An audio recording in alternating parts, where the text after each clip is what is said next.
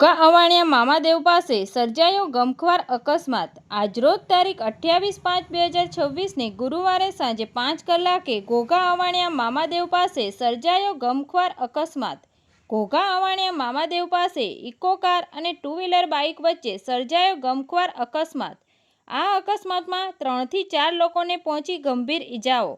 તમામ ઇજાગ્રસ્ત લોકોને 108 મારફતે તાત્કાલિક ભાવનગર હોસ્પિટલ ખાતે ખસેડવામાં આવ્યા।